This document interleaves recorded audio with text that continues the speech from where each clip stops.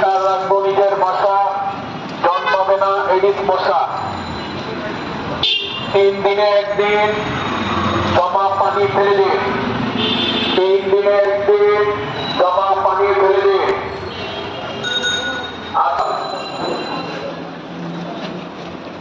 হাতে করবেন